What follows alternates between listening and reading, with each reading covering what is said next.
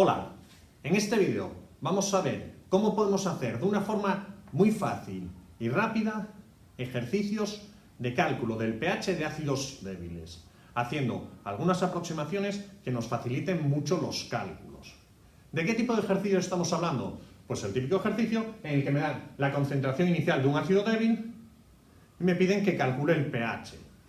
Yo sé que debo plantear el equilibrio de disociación, el ácido en agua da un equilibrio, por eso la doble flecha, A- y H3 o más. Y mi objetivo, si es el cálculo del pH, yo sé que el pH es el menos logaritmo de la concentración de H3 o más, mi objetivo será calcular esta concentración final para después hallar el pH.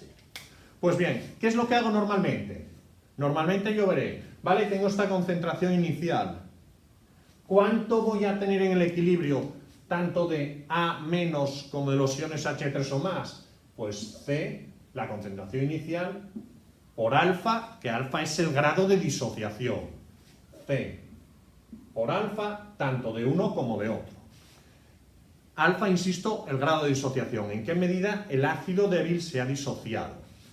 Aquí, ¿qué tendré? La cantidad inicial menos lo que se disoció.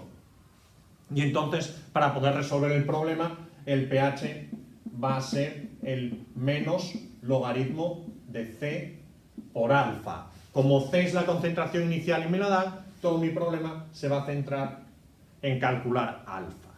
¿Qué herramienta tengo para calcular alfa?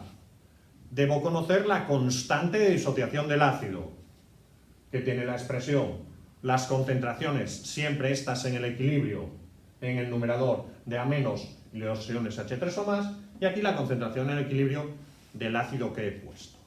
Si sustituyo C alfa, y aquí lo primero que ya puedo hacer es sacar factor común C, y en vez de C menos C alfa, poner C por 1 menos alfa. Una aproximación que no supone nada de química, sino algo elemental de matemáticas, es que yo puedo simplificar una C. Y ahora tendría que hacer una ecuación de segundo grado, porque aquí me queda C alfa cuadrado partido de 1 menos alfa, hacer todas las operaciones para calcular alfa. Ya te digo, es una ecuación de segundo grado, un poco latosa, porque por regla general K sub A es un número en notación científica y tienes bastantes decimales. La haces, pero si te la puedes ahorrar, tanto mejor. ¿En qué caso te la puedes ahorrar? En el caso en el que tú apliques un poco de química a este proceso. ¿Y qué ocurre? Que los ácidos débiles, por regla general, son muy débiles. Sus constantes son muy pequeñas. Si el ácido es muy débil, ¿qué quiere decir? Que es muy poco ácido, que muy pocas de estas moléculas ceden su protón y dan lugar a esto. Que el equilibrio está muy desplazado en esta dirección. Es decir, que la mayoría de las moléculas de ácido se quedan aquí y muy pocas se disocian.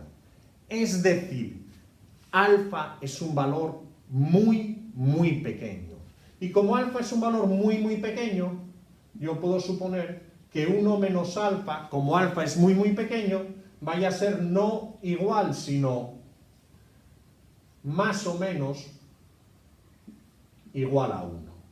Y si 1 menos alfa es más o menos igual a 1, porque alfa es muy pequeño, esta expresión queda simplemente C alfa cuadrado. Y lo que antes era una ecuación de segundo grado un poco latosa para calcular alfa, ahora se convierte en que K sub A es igual a C alfa cuadrado y alfa simplemente la raíz de K sub A partido de C. Datos los dos iniciales, de manera que calculo alfa muy fácil con una sola raíz a partir de los datos que me han dado.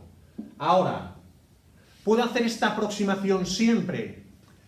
Debo comprobar que lo puedo hacer, porque yo te estoy diciendo, los ácidos débiles son muy débiles, ¿vale? Pero existe un criterio que debo aplicar para saber si esto va a ser una aproximación válida y no voy a cometer muchos errores para hacerlo. El criterio que debe cumplirse es que C, la concentración inicial del ácido, partido de K sub A la constante de disociación del ácido debe ser mayor o aproximadamente igual a 1000, a 10 elevado a 3. Y esto debo comprobarlo.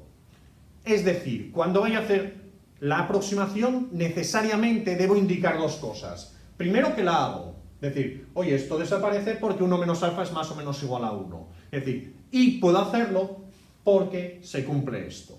Que C partido de K sub A sea más o menos igual a 1000. Claro, cuanto más pequeña es la constante del ácido, cuanto más débil es el ácido, este número va a ser más alto y más justificable es hacer la aproximación, porque si el ácido es muy débil, muy poco disociado, y esto se cumple. Cuando además después ya calculas alfa y puedes venir aquí a hacer C por alfa para calcular el pH, cuando calculas alfa tú compruebas qué número te sale y puedes decir, oye, esto que me salió aquí, 0,0002, 1 menos 0,0002, por ejemplo, ¿es más o menos igual a 1? Pues sí. Y entonces haces tu aproximación con tranquilidad.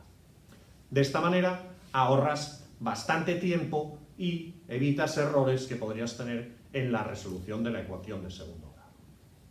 Y eso es todo. Espero que te haya servido. Tienes unos cuantos ejemplos de ejercicios de ácidos y bases débiles entre los vídeos del canal.